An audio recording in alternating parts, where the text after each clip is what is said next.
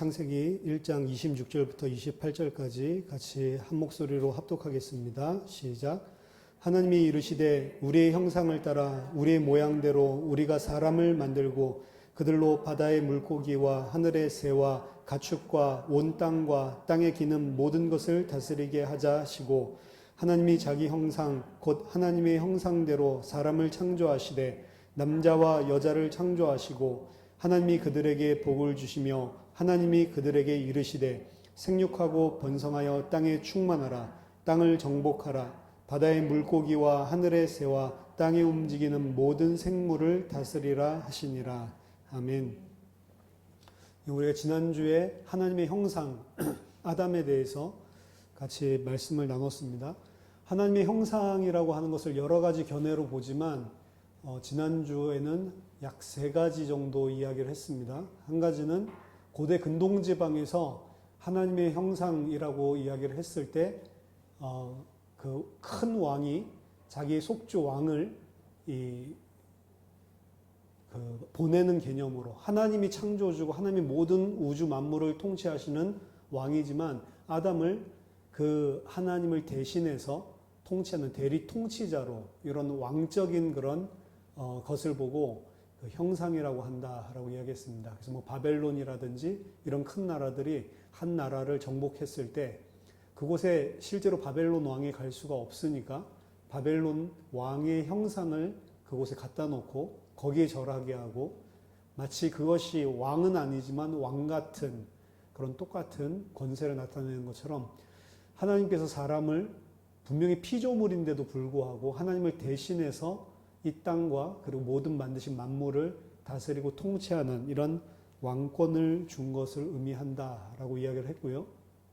그리고 창세기 5장 3절에서 아담의 형상, 아담의 모양대로 그 아들을 낳아서 셋이라고 이름을 했다라고 했는데 여기에 나온 단어 형상, 모양, 그게 창세기 1장 26절, 27절에 나오는 형상, 모양과 똑같은 단어죠. 그래서 그 왕은 그냥 왕이 아니고 아들의 형상, 그 하나님의 형상, 하나님의 모양이라고 하는 것은 실제로 아버지와 아들과의 관계, 그래서 sonship을 이야기한다. 그래서 아담을 하나님의 형상대로 하는 왕권일 뿐만 아니라 그 왕은 하나님의 아들이라고 표현된다고 이야기했죠.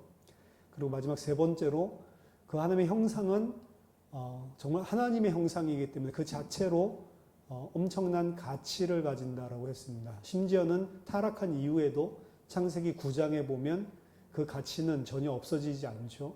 그래서 사람을 살인하지 말라라고 이야기를 했습니다. 왜냐하면 그는 하나님의 형상이다라고 이야기를 했어요. 물론 이 하나님의 형상이라고 하는 것이 우리가 하나님을 배반하고 아담이 타락했을 때부터 다 깨지긴 깨졌지만 그들 가운데 창세전에 영세전에 하나님께서 이미 택해 놓으신 하나님의 형상, 하나님의 아들들이 있단 말이에요. 그러니 우리가 알 수 없기 때문에 불신자라고 해서 우리가 너는 하나님의 형상 아니고 다 깨진 우상 숭배자, 짐승, 우리가 그렇게 하나님의 자리에 서서 함부로 판단할 수 없다라고 그랬죠. 심지어 교회에 열심히 다니고 열심히 노력하고 기도하고 선하게 사는데도 택하지 않은 사람이 있을 수 있습니다.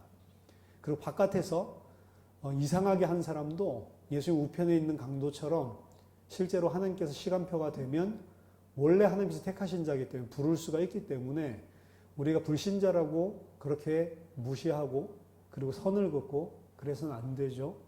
우리가 그 판단하는 자리에 서면 안 됩니다. 그래서 가치성, 인간이라고 하는 가치, 존엄성 이런 부분들에 대해서도 같이 말씀을 나눴습니다.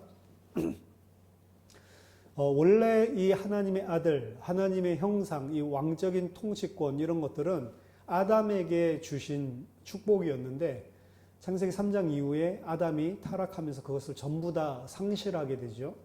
그 상실한 인류의 죄는 아담에서 끝인 것이 아니라 결국에는 노아의 홍수로 심판까지 이어지고 노아의 홍수로도 사실은 해결하지 못하는 것이 인간의 마음의 문제라고 했습니다. 그래서 그 마음의 문제를 해결하는 게 오경 전체의 방향이고 내용이라고 이야기를 했습니다. 그 마음의 해결, 사실은 그 부분을 하기 위해서 하나님께서 아담을 대신해서 대체할 자로 세우신 자가 아브라함이었죠. 그리고 아브라함과 그의 씨, 즉 이스라엘입니다. 그래서 이스라엘이 그 인류, 새 인류를 대표하는 거죠. 아담과 그리고 아담이 대표하는 인류. 그렇지만 그 아담과 아담이 대표하는 인류가 전부 다 타락했기 때문에 하나님이 아브라함을 통해서 이제 이스라엘, 새 인류로 하나님께서 세우셨고, 새 인류들, 아담과 옛 인류. 그러면 새 인류 가운데는 아담의 자리에 누가 있으냐? 아브라함이 있는 것이 아니고 그 자리에 누가 있냐면 왕, 다윗 계열의 왕이 있는 겁니다. 그래서 다윗 계열의 왕을 세울 때도 사울을 먼저 세우고, 그리고 그 사울이 패역했기 때문에 사울을 쳐내시고 아무것도 아니었던 말째 아들, 이새의 말째 아들 이 다윗을 세우시는 것들을 볼 수 있습니다. 그것 또한 아담의 자리에서 처음에 세웠던 왕이 하나님께서 폐위하시고 그 죄로 말미암아서, 그래서 하나님께서 새 인류 그리고 새 인류의 대표를 세우는 것들을 그대로 창세기에 있는 이야기들을 반복하고 있는 게 그 이스라엘과 그 이스라엘 대표하는 아담의 자리에 있는 다윗의 이야기입니다. 그래서 집단적으로 한다면 이스라엘이 그 아담의 자리를 차지하는 민족이지만 사실은 그 이스라엘 중에서도 누구에게 이 모든 것들이 집중되냐면 다윗 계열의 왕입니다. 그래서 우리가 역사서를 보면 백성들이 잘했고 못했고는 크게 하나님의 심판에 사실은 좌우되는 것이 아닙니다. 누가 중요하면 왕이 중요한 거예요. 그 왕 안에서 하나님이 심판하시기도 하고 그 왕 안에서 하나님이 복을 주시기도 하는 겁니다. 처음부터 아담이 옛 인류를 대표하는 것처럼 계속해서 한 사람 안에서 하나님께서 심판하기도 하고 한 사람 안에서 그 대표자를 통해서 그 안에서 저주를 하고 복을 주고 이런 것들을 보여준단 말이에요. 계속해서. 그 왜 그렇다고 그랬죠? 한번 이야기를 드렸는데 그리스도의 모형, 지금 성경 전체와 이스라엘의 역사는 구원이 무엇인지를 설명하기 위해서 하나님께서 하는, 그냥 우리가 잘해가지고 구원받는 게 아니고 어떤 왕 안에 내가 있냐라고 하는 것들을 계속해서 보여주는 겁니다. 따라서 이제 역사서로 들어가면서 아담의 자리는 정확하게 누가 차지하냐면 이 다윗 계열의 왕, 사울 왕으로는 안 되죠. 다윗 계열의 왕이 차지를 하게 되는 겁니다. 그래서 우리가 같이 읽었던 시편 8편, 하나님의 형상 이야기하면서 저를 하나님보다 조금 못하게 하시고 모든 것들을 다 다스리고 통치하도록 영광과 존귀로 관을 씌우셨다라는 것들을 살펴봤는데, 시편 8편은 물론 히브리서 기자가 인용한 것처럼 예수 그리스도에 대한 궁극적으로는 그 이야기입니다. 그리고 첫사람 아담도 예수 그리스도에 대한 그 모형으로 이야기를 한 거고, 다윗 계열의 왕, 다윗 왕과 그 다윗의 후손들, 그들도 예수 그리스도를 모형으로 이야기를 하는 거죠. 하지만 1차적으로 시편은 이스라엘이 다윗 계열의 왕을 찬양하기 위해서 지은 시란 말이에요. 다윗이 지었다라고 이야기를 하죠.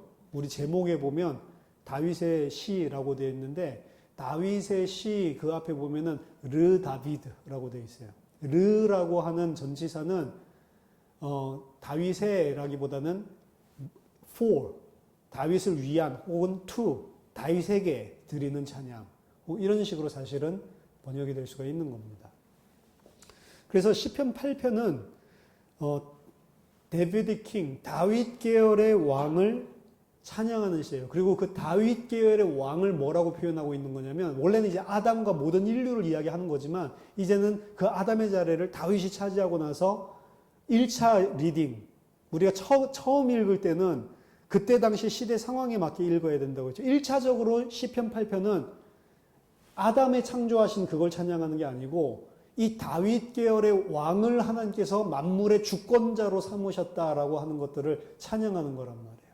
그래서 그 다윗 계열의 왕을 거의 하나님보다 조금 못한 존재라고 표현을 하고 있는 겁니다. 이게 너무 불경스러워서 셉투아진트 70인역에서는 야, 사람을 보고 하나님보다 조금 못한다고 할 수 없지 이래가지고 천사로 바꾼 거예요. 그래서 우리 옛날 성경 보면 그걸 그대로 전통을 따서 천사보다 조금 못하게 하시고 그런 식으로 번역을 해놓은 거라고요. 근데 지금은 이제 히브리어 성경 원본에서 해석을 하면서 그걸 천사라고 안 하고 엘로힘으로 다시 하나님으로 바꾼 거죠.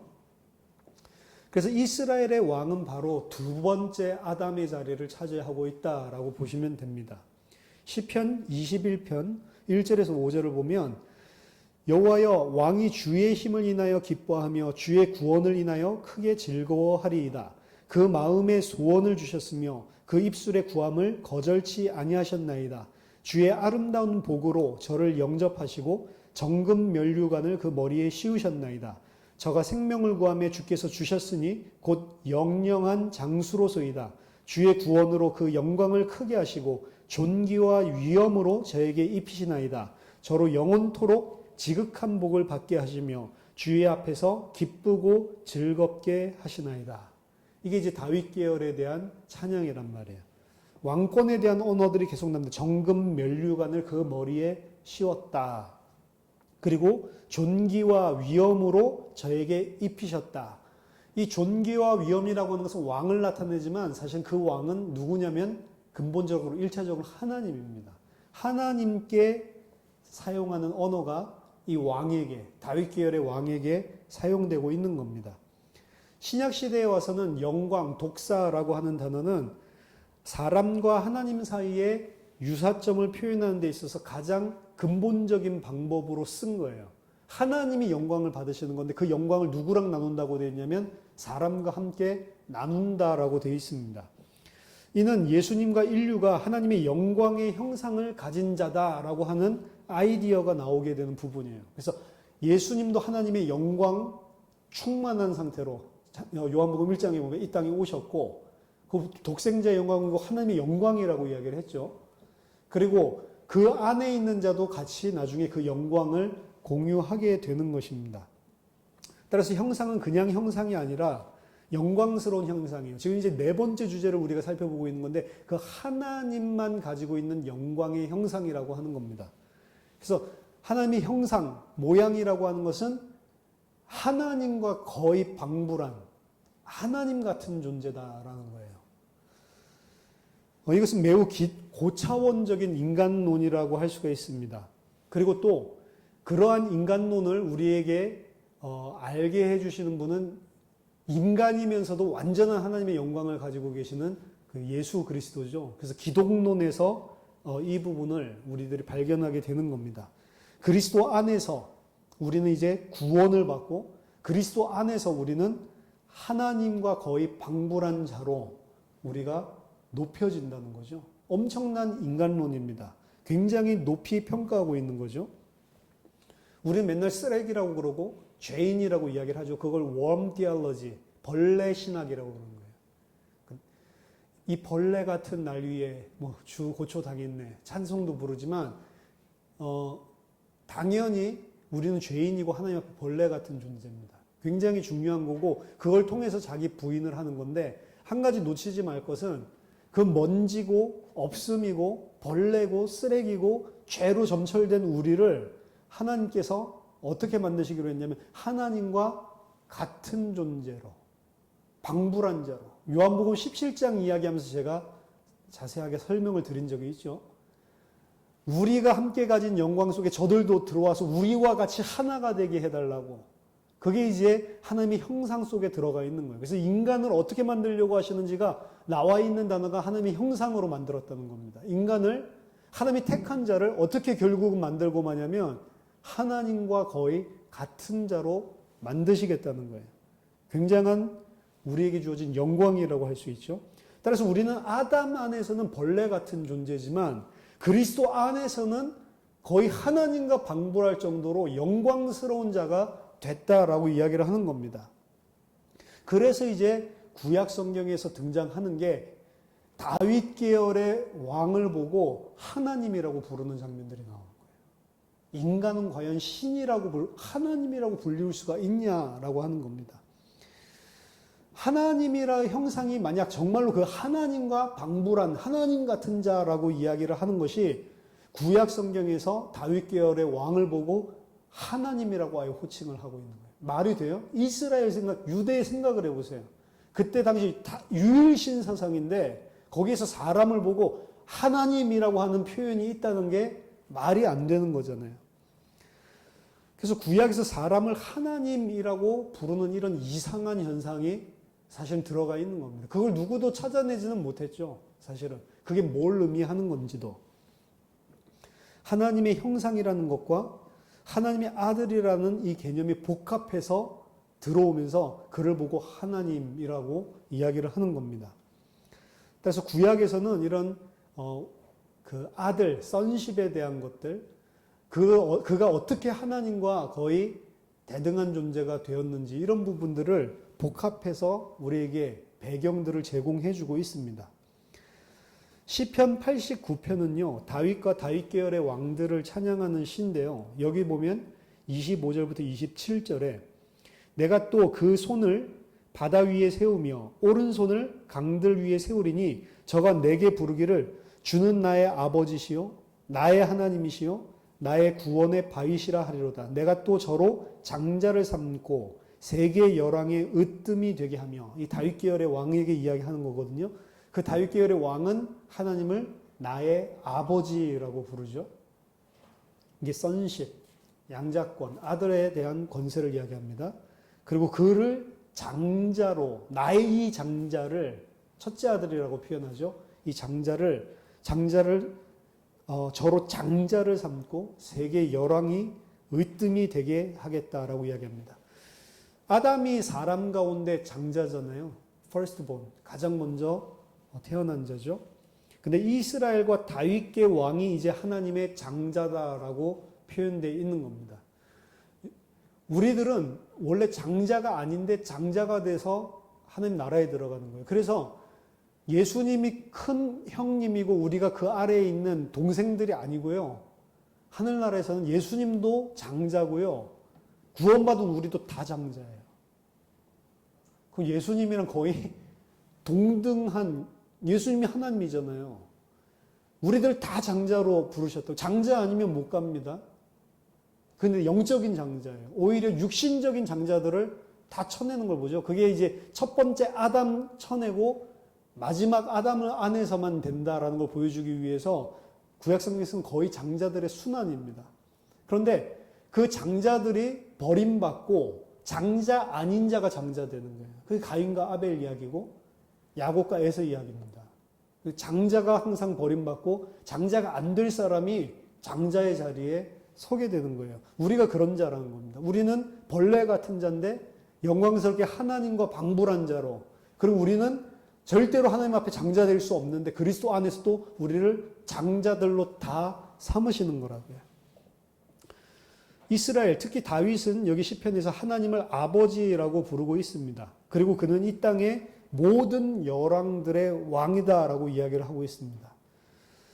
따라서 이것은 구약 기자가 이 다윗 계열의 왕을 어떻게 하나님과 하나님의 형상을 가지고 하나님의 모양을 가진 자, 하나님과 같은 자로 생각하는지를 보여주는 거예요. 다윗 계열의 왕은 누구다? 하나님의 장자, 하나님의 아버지라 부를 수 있는 자.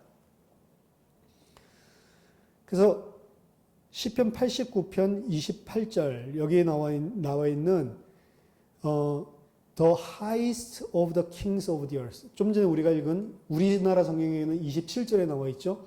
세계 열왕의 으뜸이 되게 하겠다. 세계 모든 왕들의 으뜸이 되게 하겠다라고 하는 것을 우리가 봐야 됩니다. 이거는 궁극적으로 쭉 읽어보면 다윗 계열의 왕이지만 이건 너무 엄청나서 사실은 이게 이 모형의 실체는 그리스도에 대한 거다. 우리는 세컨 리딩으로 분명히 알 수 있죠.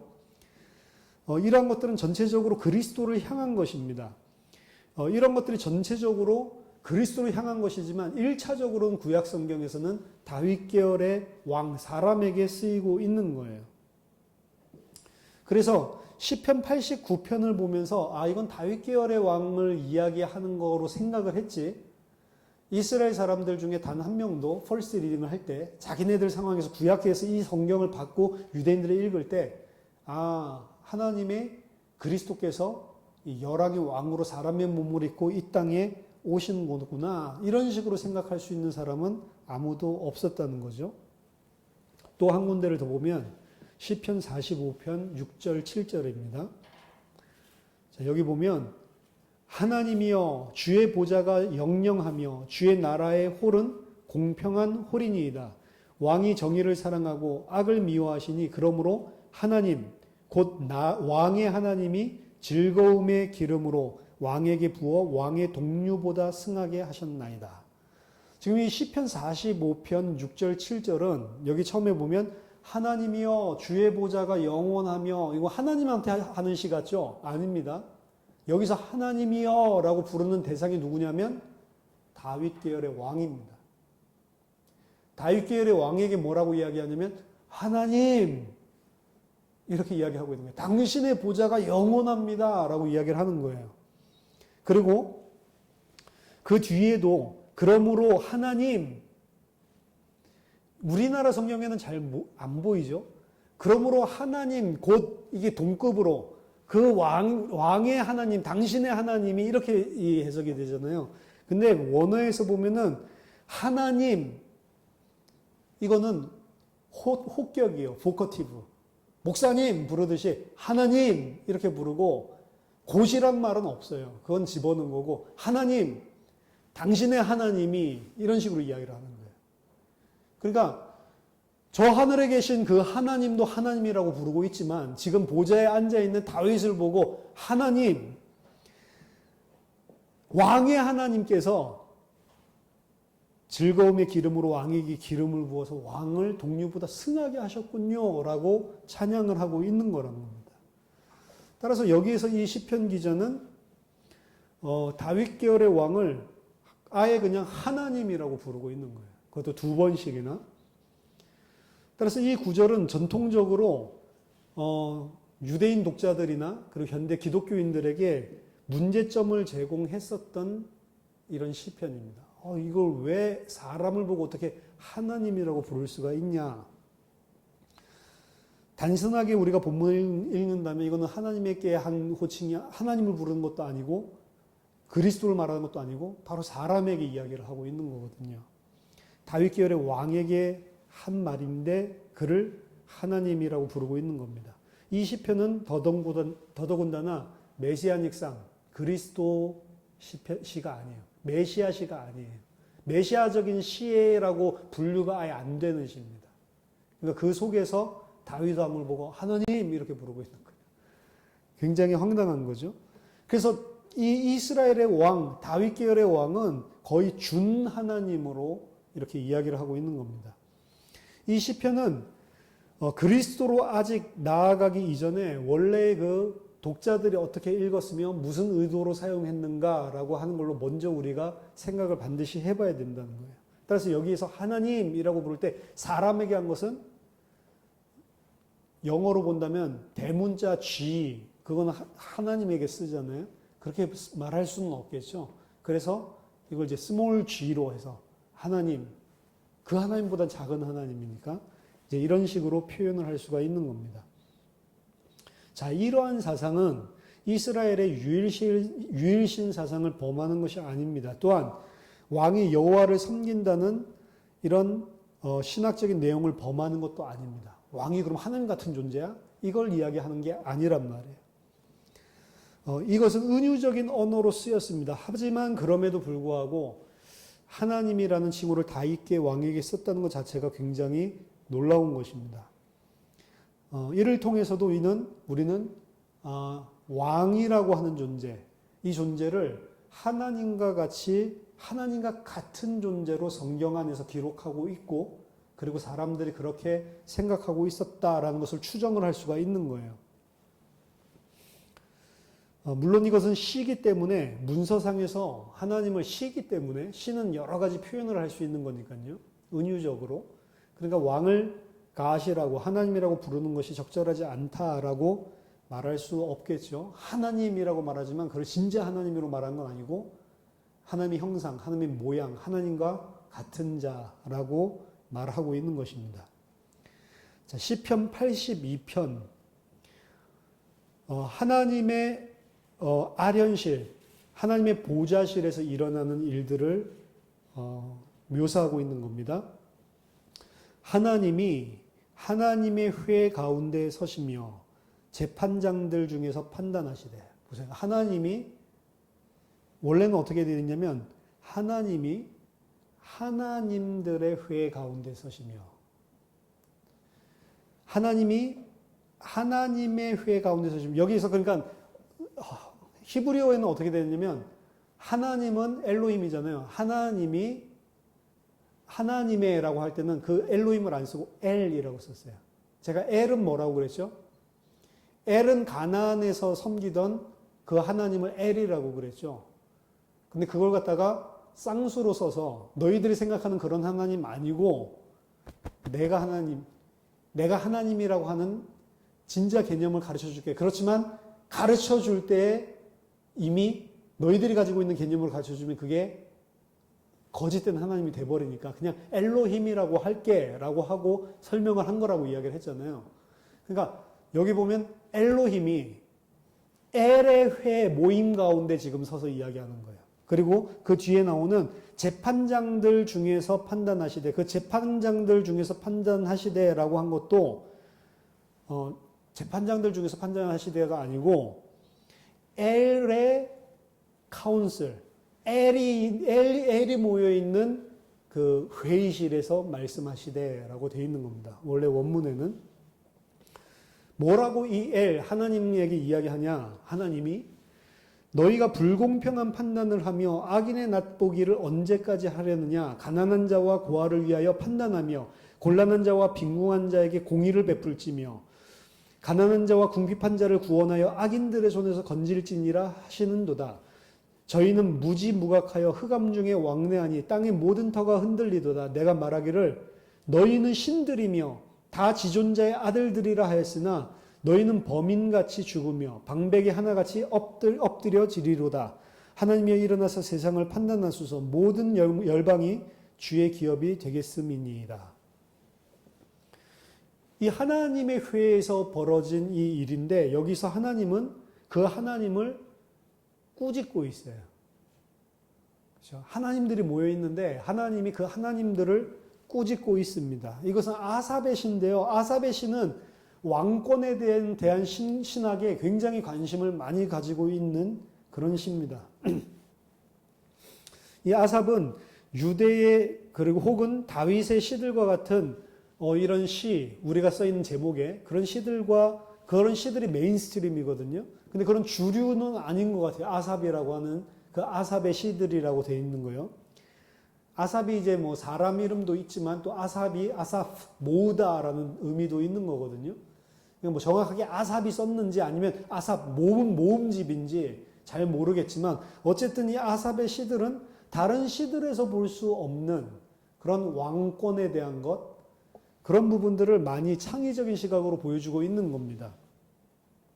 하나님께서 아다트 엘들의 이 모임, 하나님의 모임, 그리고 하나님의 카운슬, 하나님이 모여있는 회의실, 여기에서 그들에게 말합니다. 이거는 그냥 범신론적이죠. 하나님이 한 분이 아니고 여러 분이 있나 보다. 이렇게 보고, 너희들이 다 하나님의 아들이고 지존자의 아들이잖아. 이런 이야기를 하잖아요. 범신론을 이야기하는 것 같죠. 하지만 우리가 그 내용들을 읽어보면 이 신들은 각각의 이국의 신들 혹은 그 나라의 신들을 대표하는 왕들을 지금 의미하고 있는 겁니다. 하나님이 그들 가운데 서서 그들을 심판하고 있는 거예요. 이것은 판결 선고를 지금 하고 있는 건데, 너희가 불공평한 판단을 하며 악인의 낫보기를 언제까지 하려느냐? 가난한 자들, 고아들, 이들을 대변해서 판결하고 악인들을 너희들이 징치해야 되는데 오히려 가난한 자, 고아, 과부 이런 사람들을 계속 짓누르고 악인들을 더 이렇게 하면 어떻게 하냐라고 지금 꾸짖고 계시는 거죠. 따라서 여기에서 이야기하고 있는 모든 것들은 이 회중은 하나님이나 신들이 아니고 실체는 각 나라를 다스리고 있는 왕들에 대한 것입니다. 왜냐하면 지금 여기서 불공평한 판단을 하고 악인의 낯을 봐주고 이렇게 하는 것들, 그것들은 모두 다 왕들이 행하는 일들이기 때문에 그래요. 고대 사회에서. 우가리 텍스트가 있는데요. 이것도 고대 근동에 있는 성경보다도 더 오래된 텍스트라고 보시면 됩니다. 이 우가리 텍스트에서는 이러한 부분들에 대해서 신빙성을 제공해 주는데요.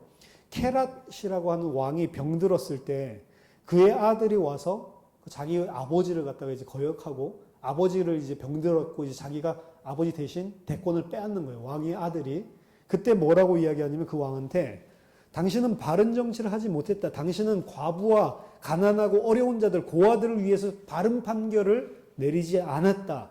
이제 당신의 보좌에서 내려와라. 내가 등극하겠다. 라고 아버지를 협박하는 장면에서 왜 당신이 그 왕자리에 못 있냐라고 하는 거를 오늘 지금 이 신들의 모임에서 하나님 꾸짖고 있는 대상들에게 한 내용을 그대로 이야기를 하고 있단 말이에요. 그래서 구약에서 과부와 고아를 보살피고 이들의 신원을 듣고 그들이 약하기 때문에 도움을 내가 도와준다고 해서 보상을 받을 수 없잖아요. 그런 존재들을 왕은 공의를 가지고 그리고 그들을 사랑하는 마음으로 아껴주고 그들을 대변해 줘야 되는 거예요. 왜냐하면 과부라고 하는 것은 뭐냐면 그냥 남편이 사별했거나 남편이 이혼했거나 그걸 과부라고 부르지 않고요. 성경에서 말하고 있는 과부를 도와라고 할 때는 그 과부는 누구를 말하냐면 남편도 죽고 그리고 남편의 아버지도 죽고 시아버지 그리고 자기의 친아버지도 죽고 그리고 자기의 장성한 아들도 다 죽고 아무것도 없는 자 그 사람을 참과부라고 하는 거예요. 그러니까 실제로 본인이 사회생활에서 어디에 빌붙어서 먹고 살 수 있는 그게 전혀 없이 소망이 다 끊어진 자들 그 사람을 과부라고 하는 겁니다. 고아 또한 마찬가지고요. 그러니까 전혀 어떠한 기득권을 가지거나 자기의 힘으로는 연명할 수 없는 그런 자가 과부란 말이에요. 그러니까 그런 자들을 돕는 게 그런 자들을 보살피고 그런 자들의 억울함을 당하지 않도록 은혜를 베푸는 게 왕이란 말이에요. 그게 최고의 덕목인데 그런 보호를 사회 구성원들을 통해 보호를 받아야 되는 그러한 존재들이고 또 누구를 또 그런 존재로 이야기하면 나그네를 그런 존재로 이야기하는 거예요. 그들을 다 보살펴야 되는 것들은 전부 누구의 책임에 달린 걸로 이야기하고 있냐면 왕입니다. 왕. 그래서 백성들이 그런 일들 안 하고 있다. 백성들이 책임 있는 게 아니고 왕에게 책임. 왕이 그거를 해야 되는 거예요. 사실은. 근데 그 일을 똑바로 하지 못하고 있으니까 지금 꾸짖는 겁니다. 그래서 고대 세계에 있어서 높이 사는 미덕 중에 하나는 사회에서 어떠한 지위를 가지고 있지도 않은 자, 도움이 필요한 자, 집이 없는 나그네에게 친절을 베푸는 것이고 그들에게 호의를 베푸는 것, 그들의 생명을 내 목숨을 담보로 해서 보호하겠다라고 하는 것. 그것이 가장 큰 덕목이란 말이에요. 그러니까 롯이 차라리 자기 딸들을 내어주고 그 나그네를 보호하려고 하는 거죠. 이런 게 이제 그때 고대에서는 굉장한 이 덕목으로 생각을 하고 있는 것입니다. 이게 궁극적으로 왕들이 해야 되는 일들이 왕이 하는 일입니다. 그들은 전형적으로 옳은 일을 하는 고결한 사람들이어야만 되는 겁니다. 그런데 시편 82편에 그 왕이 잘못하고 있다라고 하는 것을 변론하면서 지금 꾸짖고 있는 겁니다. 내가 말하기를 너희는 신들이며 다 지존자의 아들들이라고 했으나 여기서도 그 왕들을 뭐라고 표현하고 있죠? 너희들은 신들이며 너희들은 다 지존자의 아들들이다. 너희들은 다 하나님이고 너희들은 다 하나님의 아들들이다라고 내가 하지 않았냐. 그러니까 이게 어떻게 보면 심판하는 것 같은데 자기 아들들을 갖다가 막 엄중하게 지금 꾸짖는 그 고대 근동지방에서 가지고 있었던 개념들. 왕들이 다 신의 아들이라고 생각을 했어요. 애굽도 마찬가지고. 그리고 그 왕들은 언제든지 원하면 그 하나님의 보좌실에 직통 통로가 있어가지고 올라가서 회의를 하고 내려온다라고 생각을 했습니다. 그 왕을 갖다 거의 하나님처럼 떠받드는 미개하다라고 생각을 할 수 있을지 모르겠지만 그때 사회는 그게 모두 다 그렇게 생각을 하고 있었던 것들이니까요. 그래서 그들이 하나님처럼 행동을 해야 되는 동기가 뭐냐? 그들은 다 하나님이고 그들은 다 하나님의 아들들이다라고 이야기를 하고 있기 때문에 그렇습니다. 제일 마지막 나오는 문구에서 이제 너희들이 범죄를 할 수 있는 너희는 어떻게 된다고? 너희는 범인같이 죽으며. 이 범인은 무슨 죄를 저지른 범인 이야기하는 게 아니라 우리나라 원어에는 범인이라고는 평범한 사람, 그렇죠? 평범한 사람을 이야기하는 거고 그리고 뒤에 나온 데는 방백의 하나같이 너희는 엎드러질 것이다 라고 이야기합니다. 너무 해석을 잘못했어요. 너희는 범인같이 죽으며 라고 하는 것은 너희는 사람같이 죽으며 라고 하는 말입니다. 그냥 더 정확하게는 너희는 아담과 같이 죽을 것이며 라고 이야기합니다. 아담. 여기서 사람이라고 표현한 게 아담입니다. 아담. 범인이라고 되어 있는 단어가 아담이라고. 너희들이 왕들인데 지금 죄를 범했잖아요. 너희들이 왕인데 지금 하나님의 형상을 가진 왕들이 지금 범죄했잖아요. 그러니까 지금 아담 이야기를 하는 거예요. 왜요? 아담이 하나님의 아들이고 하나님의 형상이었는데 범죄했잖아요. 너희들도 마찬가지다. 너희도 이제 그 아담과 같이 너희도 죽게 될 것이다. 라고 이야기를 하고, 그 다음, 방백에 하나같이 엎드려지리로다. 방백은 뭐예요, 도대체? 방백은 백성들 이렇게 생각되나요? 방백이라고 표현된 것들은 정확하게는 영어로 이야기한다면 프린스, 룰러스, 치리자. 치리자의 하나같이 엎드려질 것이다. 치리자의 하나같이 넘어질 것이다. 라고 이야기를 하고 있습니다. 근데 그 치리자의 하나같이 라고 되어 있죠. 자, 이게 시편입니다. 히브리 시는 어떻게 됐다고 했어요? 항상 대꾸법이라고 그랬죠. 똑같은 이야기를 각각 다른 단어 가지고 이야기를 한다고 했습니다. 앞에 구에서는 뭐라고 이야기했어요? 너희는 아담과 같이 죽을 것이며, 그리고 그 다음 나오는 것도 위에 거랑 비슷해야 되겠죠. 너희는 왕들 중에 하나같이, 프린스 중에, 치리자 중에 하나같이 엎드려지리로다 라고 이야기를 한 건데, 그 두 번째, 치리자의 하나와 같이라고 하는 것, 그걸 에하드라고 해서 원을 기수로 표현을 했는데요. 원이 아니고요. 에하드라는 단어는 기수도 될 수 있고 서수도 될 수 있어요. 그러니까 우리로 말하면 하나도 될 수 있고 첫째도 될 수가 있다고. 위에 있는 너희는 아담과 같이 죽게 될 것이다 라고 이야기하고 이거를 서수로 이야기를 하면 너희는 아담과 같이 죽게 될 것이며 너희는 첫 번째 통치자처럼 엎드려질 거다 라고 이야기하는 거예요. 그 아담을 뭐로 이야기하고 있는 거예요? 왕, 하나님의 형상, 그리고 치리자, 통치자로 이야기를 하고 있는 겁니다. 그러니까 왕들을 이야기하면서 지금 아담, 첫 번째 통치자 이야기를 하는 거예요. 너희들도 그 죄를 지었으니 너희도 아담같이 첫 번째 통치자, 치리자처럼 너희도 엎드려지게 될 거다라고 이야기를 하는 겁니다. 따라서 이 시편에서 말하고 있는 것들은 아담이 하나님의 아들이고 아담이 하나님이고 아담이 통치자 왕이었고 지금 이 땅의 왕들, 특히 다윗 계열의 왕이 하나님의 아들이고 통치자고 치리자고 거의 하나님 같은 자다라는 것들을 이야기를 하고 있는 겁니다. 마치 아담과 같이 그들은 그들에게 부여된 왕적인 역할을 감당하는 것을 실패했다는 거예요. 그래서 그들은 아담의 죄와 마찬가지로 죽음의 심판을 당하게 되고 그들의 왕권에서 떨어져 나오게 된다라고 하는 겁니다. 첫 번째 통치자는 아담이었습니다. 그 아담처럼 너희도 엎드려지게 될 거다라고 이야기하고 있는 겁니다. 예수님께서 이 시편을 요한복음 10장 34절에서 인용하셨어요. 예수님이 자기 하나님을 보고 하나님은 아버지다라고 이야기를 하고 이렇게 하니까 막 이거를 신성모독으로 해서 죽여야 된다라고 생각을 했죠. 그때 예수님께서 말씀하십니다. 예수께서 가라사대 너희 율법에 기록한 바 내가 너희를 신이라 하였노라 하지 않았냐. 이게 여기란 말이에요. 너희들은 신이고 지존자의 아들들이 아니냐라고 이야기한 거. 하나님의 말씀을 받은 사람들을 신이라 하셨거든. 하물며 아버지께서 거룩하게 하사 세상에 보내신 자가 나는 하나님의 아들이라 하는 것으로 너희가 어찌 나를 참남하다 하느냐. 그러니까 여기서 지금 시편 82편에 나와 있는 것들을 예수님이 해석을 좀 해주고 있는 거예요. 너희는 하나님이다. 너희는 사람들을 신이다라고 이야기하고 사람들을 지금 신이라고 이야기했댔죠. 그들은 신들이 아니라 원래 사람들, 왕들이었다는 거죠. 따라서 시편 82편은 예수님께서 인용하시면서 사람들을 성경에서 하나님이라고 했다.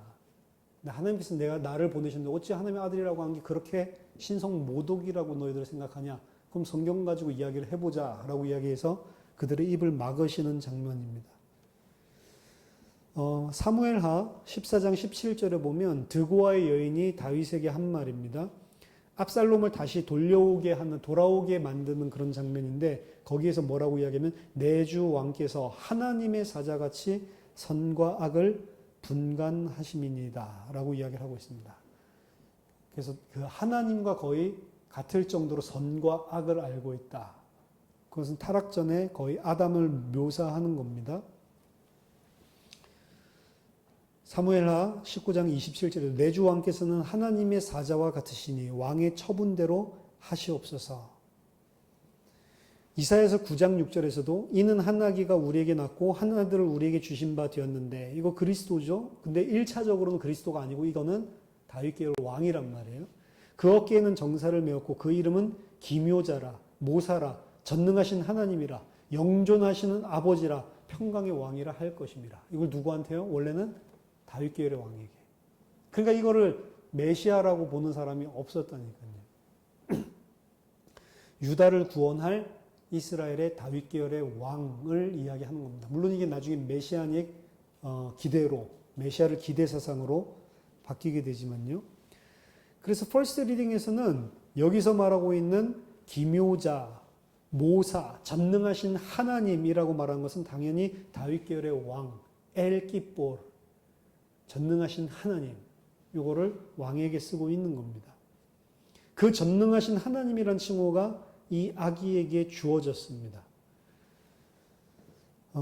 절대적으로 이 전능하신 하나님, 엘기보르라고 하는 것은 사람 아기에게 쓸 수 있는 단어가 아니고 하나님만 전적으로 사용하고 있는 디바인 타이틀이에요. 신적인 타이틀이란 말이에요.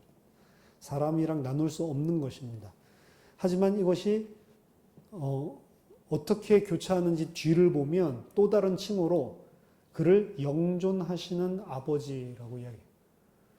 이거 사람에게 너무 지나친 거 아니에요? 영존하시는 아버지? 근데 그 영존하시는 아버지라고 하는 것을 언어적인 관점에서 본다면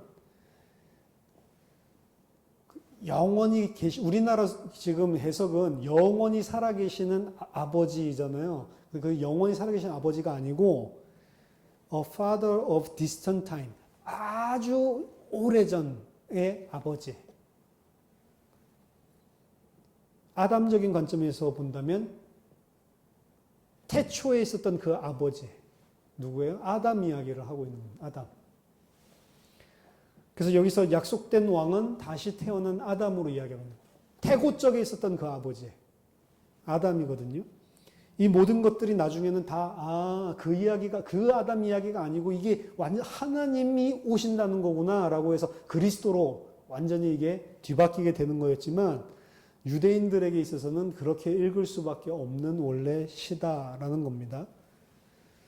그래서 여기서 모든 것들이 다 로얄 랭귀지, 왕을 호칭하는 모든 랭귀지들이 하나님과 관련돼서 그리고 그 모든 것들은 다 둘째 아담의 자리를 이 다윗 계열의 왕이 차지하고 있다라고 하는 것을 이야기합니다. 그리고 그건 궁극적으로 둘째 아담 그 자리도 실패하죠. 모든 왕들이 다 실패하는 걸로 역사서가 끝이 납니다. 그 왕은 포로로 잡혀가기까지 하죠. 그 아담의 자리를 마지막에 차지하는 마지막 아담이 누구냐? 그게 예수 그리스도란 말이에요. 그래서 바울이 마지막 아담이라고 이야기를 하고 있는 겁니다. 첫 번째 아담과 마지막 아담.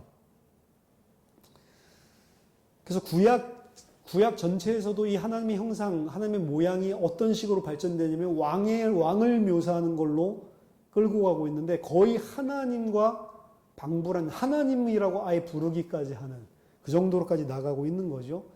이게 이제 신약 성경에 오면 형상이라고 하는 단어가 뭐 에이콘 혹은 몰페이 뭐 이런 단어로 쓰이는데 이런 단어들도 같은 용법으로 사용됩니다. 특히 이제 이런 단어들이 누구에게 적용이 되냐면 예수 그리스도에게 적용이 되죠. 예수 그리스도가 하나님의 형상이다라고 이야기를 하게 됩니다. 예수 그리스도는 새 아담이고 종말론적 혹은 마지막 하나님의 형상을 가진 자입니다. 그는 하나님의 아들이신데 하나님의 아들이라고 하는 표현은 우리는 하나님의 아들 그러면은 신성 이렇게 생각하지만 하나님의 아들이라고 하는 것은 오히려 그때 당시에는 사람 아담네스 인간성을 이야기하는 거예요. 인자가 거꾸로 하나님을 의미하는 겁니다. 우리는 성경 읽을 때 하나님의 아들이라고 그러면 신성 이렇게 좀 생각을 하기가 쉬운데 원래 1세기 유대인들은 하나님의 아들이라는 표현은 그 인간성을 이야기하는 표현이고 인자, 사람의 아들이라고 하는 표현, 그 표현은 신성을 이야기하는 거예요. 다니엘서 7장에서 그 인자라고 하는 게 신적인 존재로 구름 타고 오는 본으로 묘사되고 있기 때문에 그렇습니다. 그래서 하나님의 아들이라고 하는 것은 신성에 관한 것이라기보다는 예수님의 아담네스, 아담다움. 그러면서도 그 아담이라고 하는 것은 타락한 아담을 말하는 것이 아니고 원래 하나님이 주셨던 그 자리에 있는 그 아담의 고귀함, 높음을 표현하는 것입니다. 따라서 이것은 예수님이 다윗 계열의 왕으로 오셨다라고 하는 데서 그 아담의 자리, 다윗 계열의 왕의 자리, 그 자리를 예수님께서 대신 정하고 있는 것들을 보여주고 있는 거죠. 세 가지 텍스트가 특히 신약 성경에서 좀 나오는데요. 골로새서 1장 15절부터 보면 그리스도는 보이지 않는 하나님의 형상이요 모든 창조물보다 먼저 나신 자요 창조자 하나님이다라고 이야기를 하고 있습니다.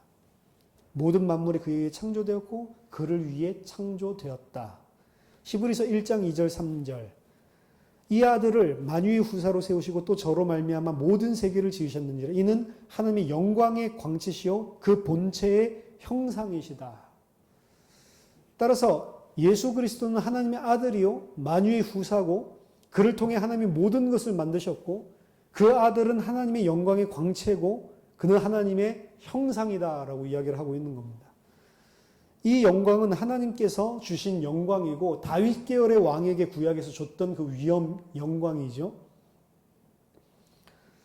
그래서 이 하나님께서 에스겔서 28장에 보면 두로 왕을 갖다가 이야기하는데 그 이제 사탄의 타락을 이야기하는데 그거는 사탄이 아니고 1차 리딩에서는 두로 왕에 대한 거거든요. 근데 그 두로 왕을 이야기하는 걸 보면 아담에게 줬었던 그 왕권과 아름다움과 지혜와 모든 것을 내가 줬다라고 이야기를 하고 있는 겁니다. 그래서 아담에게 줬었던 그 하나님의 형상, 그것과 예수 그리스도께서 하나님의 형상이잖아요. 온 그 형상과 지금 아담이 타락을 해서 죄성을 통해서 그 영광을 잃어버려서 그렇지 다른 것이 아닙니다, 사실은. 엄청난 것들을 사실은 창세기 1장에서 아담에게 부어주셨다는 거예요. 그러니까 이 네 번째 우리가 이야기하는 처음에 왕권을 이야기했고 그리고 아들권 이야기했고 가치를 이야기했지만 네 번째 이 형상은 뭘 이야기하면 그리스도란 말이에요. 그리스도. 하나님과 똑같은 자. 그러니까 하나님의 형상으로 만들었다라고 하는 것은 엄청난 사실은 하나님이 주신 복입니다. 요한복음 1장 14절 그 그리스도께서 영광을 가지고 계시죠. 우리가 그 영광을 보니 아버지의 독생자의 영광이 은혜와 진리가 충만하더라. 우리가 그리스도 안에서 회복되었다. 하나님과의 관계가 회복되었다라고 하는 것은 이게 완전히 영원히 회복됐다는 거예요. 그리스도 안에 있다는 것, 그것은 우리가 이 땅에서 이렇게 버림받기도 하고 이 땅에서 우리의 먼지 같은 우리의 죄성 이런 것들 드러내면서 나를 부인하게 하시지만 그 궁극으로 하나님께서 우리를 끌고 가시려고 하는 자리는 어디냐면 하나님과 같은 자라는 거예요. 그리고 그리스도 안에서 그것이 이미 다 완료됐다라는 겁니다. 엄청난 것이죠. 구원받는다는 것은 그래서 그냥 지옥 안 가고 막 이 좋은 데 가고 그런 정도가 아니란 말이에요. 엄청난 구원받았다라고 해서 이거는 기적입니다. 기적. 모세의 바다 갈라지는 게 기적이 아니고 암 치유되는 게 기적이 아니고 그런 것들은 중들도 할 수 있어요. 암 치유하는 것들은. 그게 기적이 아니고 이런 먼지 같은 이런 벌레 같은 죄인인 우리를 하나님과 똑같은 자로 만들어 그리스도 안에서 만들어 버린다는 것은 이거야말로 기적 중의 기적입니다. 그리스도 안에 있다는 것, 그 안에서 우리가 회복되었다는 것이 무엇인지를 생각해 봐야 되는 겁니다.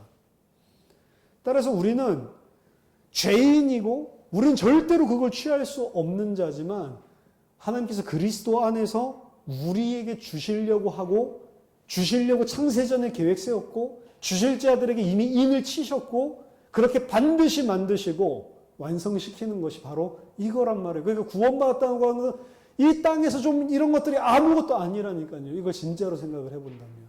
맞잖아요. 우리가 하나님 같은 자인데. 그러니까 하나님과 똑같은 자로서 예수 그리스도와 똑같은 하나님의 형상으로서 이 땅에서도 그리스도처럼 그냥 살면 되는 거예요. 이걸 알 때 사실은 더 순종이 내가 그리스도 같은 자로 장자로 부르신 거구나.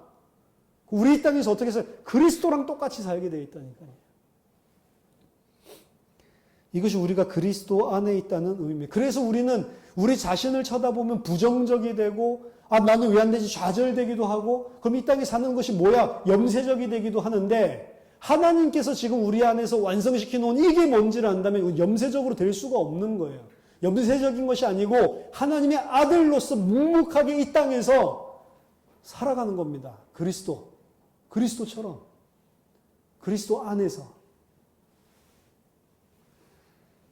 우리가 이 영광스러운 상태에 이미 그리스도 안에서 들어가 있다라는 사실을 잊어서는 안 되는 거예요.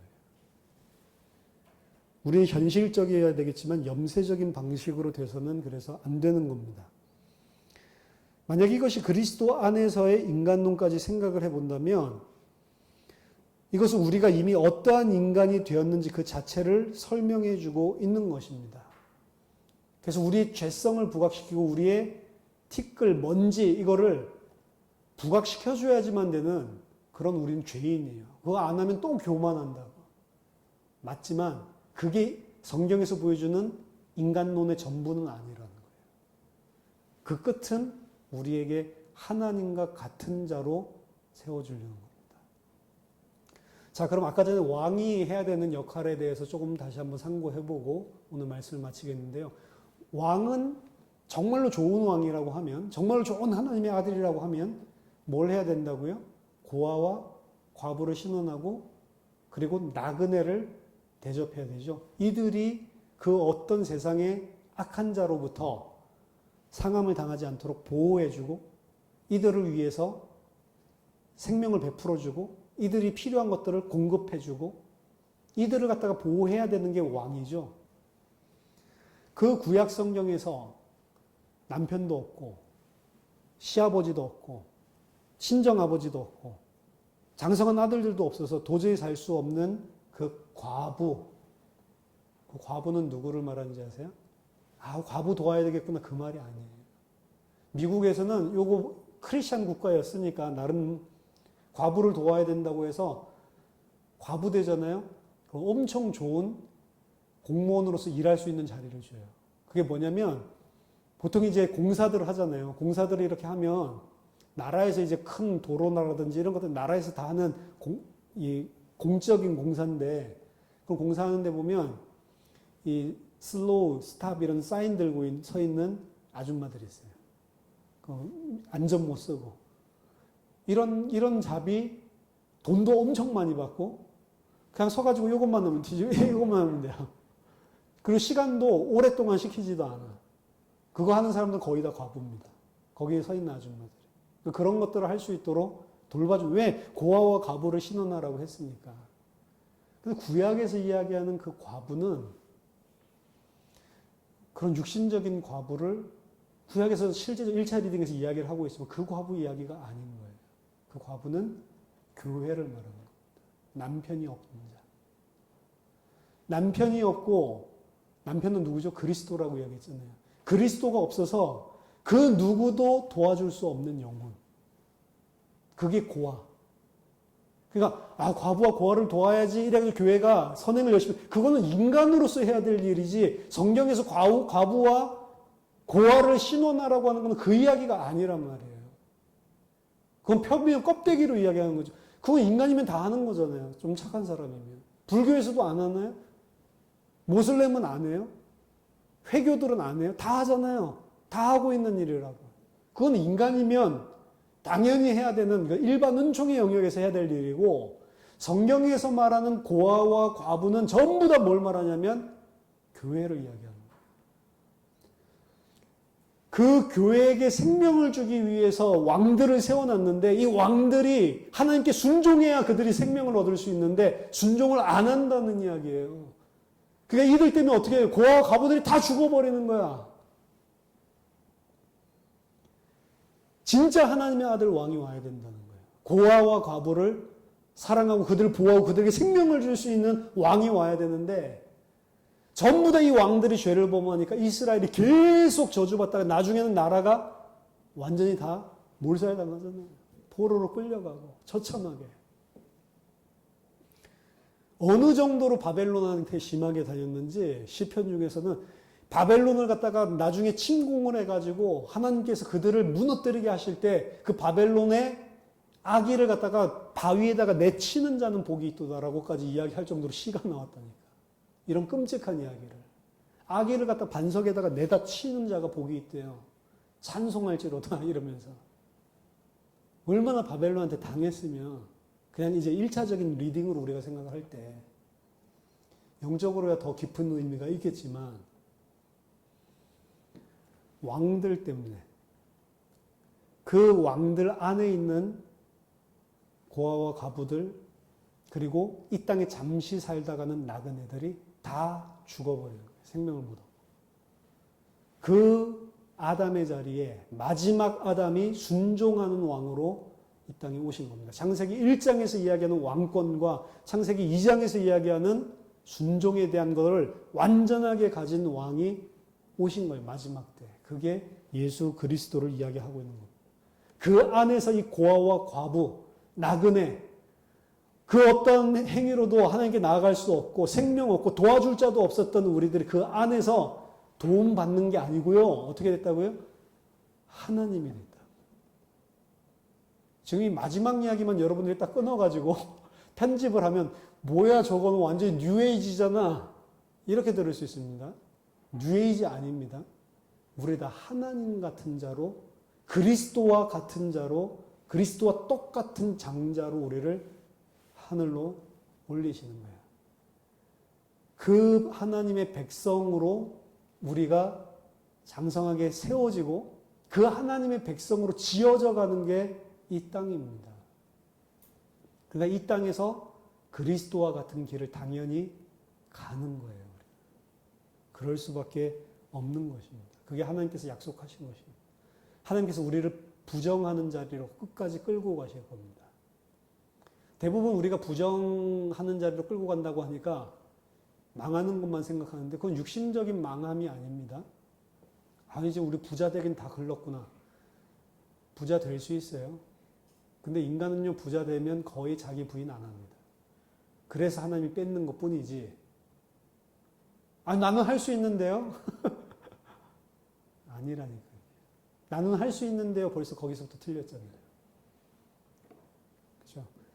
하나님의 관심은 그게 아니란 말이에요. 지금 우리가 이 땅에서 나그네로 사는데 잠깐 뭐 부자로 살든지 뭐 학식이 있는 자로 살든지 뭐 그거에 하나님 큰 관심 없습니다. 하나님 관심은 내 아들로 장자로 나와 같이 만국을 영원토록 통치할 자로 만들어 가는 데만 관심이 있는 거예요. 그게 그리스도를 알고 하나님을 알아야지 가능한 것입니다. 하나님의 계획을 좀 더 여러분들이 깊이 아셔야 돼요. 이 인간론을 통해서. 그래서 하나님의 형상이라고 하는 것은 오늘 마지막 그리스도 형상까지 네 가지로 정리를 할 수가 있겠습니다. 다음 주에는 창세기 1장을 마무리하면서 창세기 1장에서 나오는 6일, 7일 동안 창조했다고 하죠. 6일 동안 창조하고 7일째는 안식일이죠. 이 하루는 24시간인가? 여기에 대해서 창세기 1장의 하루에 대해서, 데이에 대해서 같이 말씀 나누도록 하겠습니다. 기도하겠습니다. 하나님 아버지 은혜를 감사드립니다. 이 벌레 같은 하나님을 대적하는 죄인, 아무것도 아닌 자들을 하나님과 같은 자로 그리스도 안에서 영원전에 불러주심을 감사드립니다. 정말로 이것을 아는 자로 이 땅에 하나님의 백성으로 순종하며 살 수 있도록 저에게도 오늘 새 힘을 허락해 주시옵소서. 예수 그리스도 이름으로 기도하옵나이다. 아멘.